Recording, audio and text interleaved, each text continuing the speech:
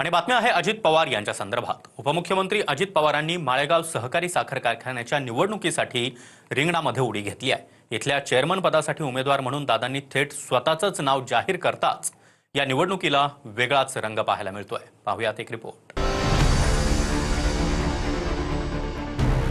माळेगावचं भलं करायचं असेल तर अजित पवारच करू शकतो। आपल्या वाडवडिलांनी उभी केलेली कारखानदारी कुणाच्या हातात द्यायची? ज्याच्यात धमक आहे, लात मारेल तिथं पाणी काढण्याची, त्याच्या हातात द्यायची। चर्चा बारामतीतल्या माळेगाव सहकारी साखर कारखान्याच्या निवडणुकीची। उपमुख्यमंत्री अजित पवारांनी या निवडणुकीसाठी स्वतः शड्डू ठोकलाय। त्यामुळे इथल्या निवडणुकीचा एक वेगळाच रंग पाहायला मिळतोय।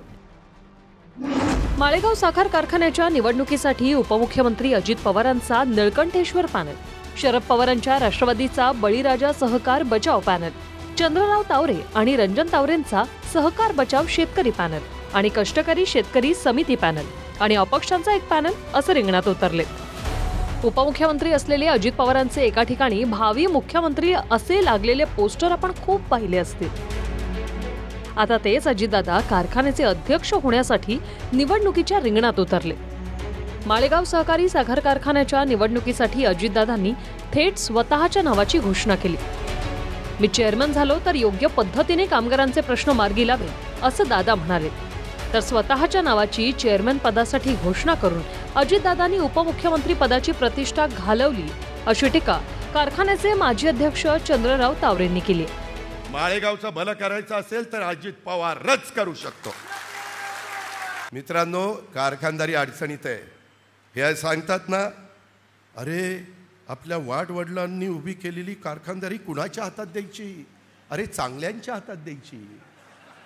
ज्याच्यात धमक आहे, लात मारेल तिथं पाणी काढण्याची, त्याच्या हातात द्यायची। आणि मी कुणी चुकलं तर काय करतो महाराष्ट्राला माहिती। एखाद्याला नाही निवडून यायचं म्हटलं तर मी काय करतो हे पुरंदरनी पण बघितले आणि शिरूरनी पण बघितलेलं आहे। ज्या दिवशी मला वाटेल की आता माझ्यापेक्षा जास्त उजवा उमेदवार बारामतीकरांना मिळाला त्यावेळेस माझं मी बाजूला जाईन। चेअरमन झाले नाही झाले आम्हाला काय फरक पडत नाही। लक्षात आलं का? त्यांच्याच हातापाखालचे चेअरमन झालेल्या संचालक मंडळानं 3 वेळा जनरल मीटिंगची माफी मागितली। इतकं नामुष्कीचं त्यांच्याकडे आलेले, त्यामुळे आम्ही काही म्हणत नाही। तुम्हाला चेअरमन व्हायचं व्हा, पण एक समजून घ्या की ह्या माणसानं उपमुख्यमंत्री पदाची प्रतिष्ठा घालवली एवढं मला वाटतं। अजित पवारांनी चंद्रराव तावरेंना टोला लगावला। तर चंद्रराव तावरेंवर बोलण्याचा नैतिक अधिकार अजित पवारांना नसल्याचं म्हणत रंजन तावरेंनी टीका केली।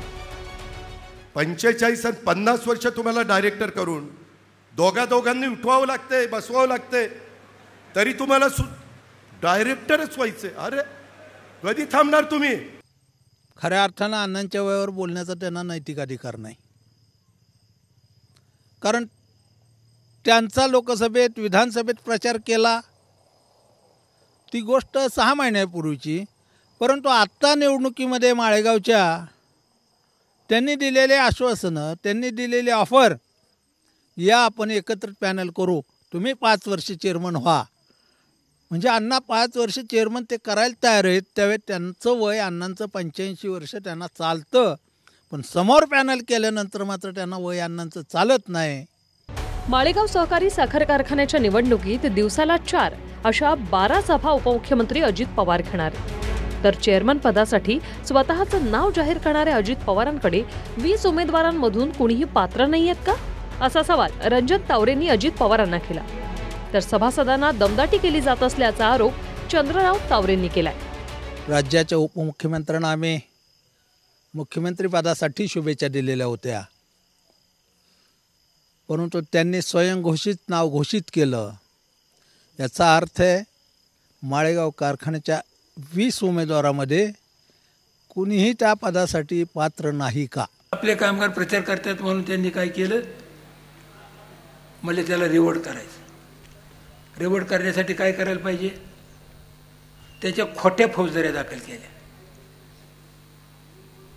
अटक वॉरंट निघाली,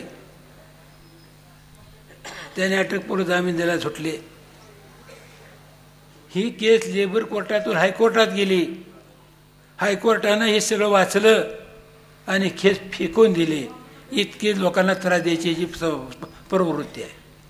बारामतीत पवार काका पुतणे पुन्हा आमनेसामने आले. माळेगावच्या निवडणुकीत चौरंगी लढतीचा फायदा कोणाला होणार आहे? माळेगाव सहकारी साखर कारखान्याच्या निवडणुकीत गुरुवारी उमेदवारी अर्ज मागे घेण्याचा शेवटचा दिवस होता. मात्र कोणीही माघार घेतली नाही.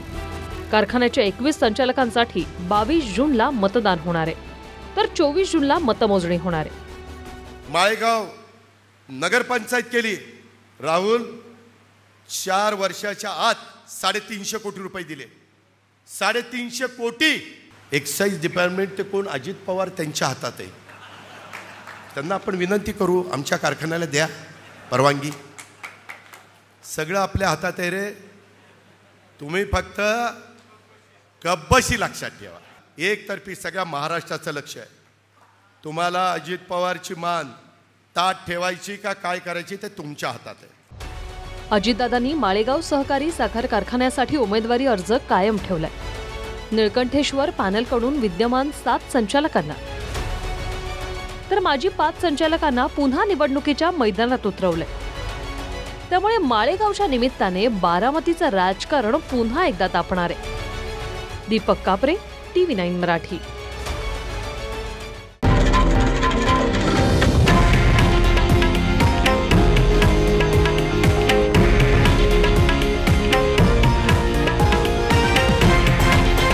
हे आहे देशातील नंबर 1 न्यूज नेटवर्क आणि आपण पाहत आहात TV9 मराठी, एकमेव.